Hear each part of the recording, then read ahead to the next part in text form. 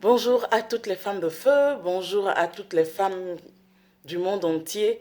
Et ce matin, comme nous l'avons dit, ce mois sera consacré un peu aux aptitudes spirituelles de la reine Esther. Mais juste avant de commencer, j'aimerais quand même partager avec vous un petit fait historique. Il s'agit de celles qu'on appelle les Amazones du Bénin, du Dahomey, à l'époque du Dahomey. En fait, leur vrai nom, c'est les Aossa. Et c'était une garde très puissante rapprochée du roi qui devait défendre le roi au prix de leur vie. Voilà, et je fais un peu ce lien-là parce que je veux que toutes les femmes sachent que nous sommes dans la saison où Dieu est en train d'élever des Amazones. Nous sommes dans la saison où Dieu lève une armée de femmes. Vous savez, les femmes, nous sommes déterminées. Vous voyez un peu ce qui se passe quand une mère lionne ou une mère tigresse sent qu'elle est en danger, qu'elle doit protéger son fils. Au prix de sa vie, elle va le faire. Et si nous nous levons, nous les femmes, dans notre saison, au prix de notre vie, au prix de tout ce que nous avons, nous allons défendre notre épouse céleste.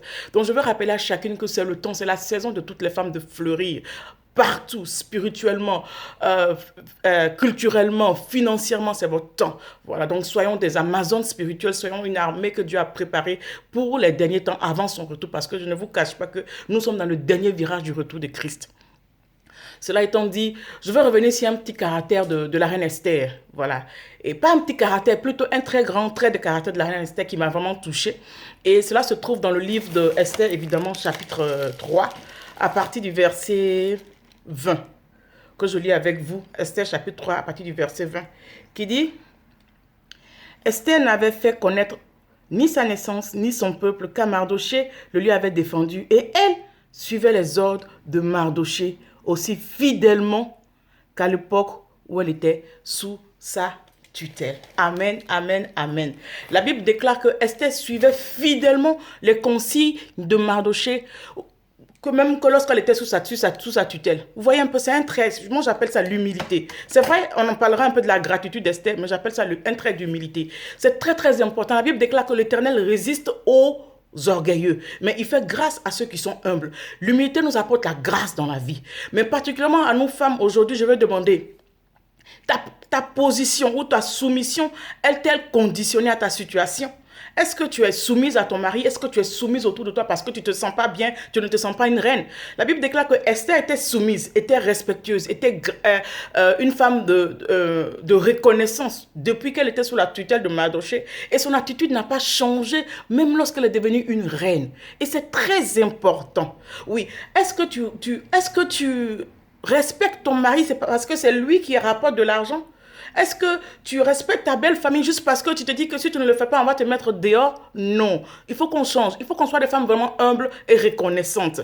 Quelle que soit la situation, à partir du moment où ton argent...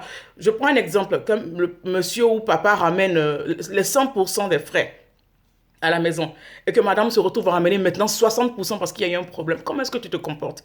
Est-ce que la culotte change de camp? Est-ce que l'autorité change de camp? Est-ce que la soumission change de camp? Quelle que soit la situation, que tu sois une reine, que tu sois une servante, le Seigneur nous appelle en tant que femme, en tant qu'épouse, en tant que fille, en tant que mère, à être des femmes soumises, à être des femmes reconnaissantes, à être des femmes humbles. Que tu sois DG de société, lorsque le matin tu sors, que tu mets ta casquette de DG, n'oublie pas que la casquette de femme, la casquette d'épouse, on ne l'enlève jamais lorsqu'on l'a mise, voilà. Donc quand tu reviens, tu redéposes ta casquette de DG et tu redeviens Madame Untel, la maman de temps, et tu t'occupes de ton foyer avec humilité. Quels que soient les revenus que tu envoies, quelle que soit la position financière, quelle que soit la position sociale que tu as, nous devons rester humbles.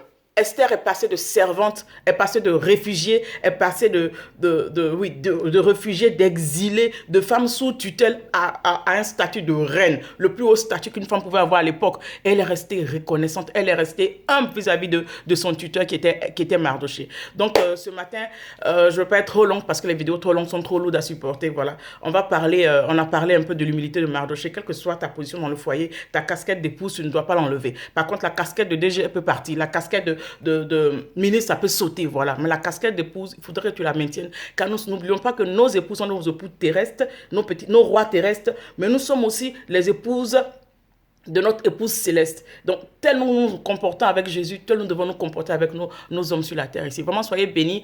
Je vous fais un gros coucou. Je vous souhaite une très bonne semaine. N'oublions pas l'humilité, quelle que soit l'élévation à laquelle Dieu nous appelle. Passez une très bonne semaine. Je vous aime.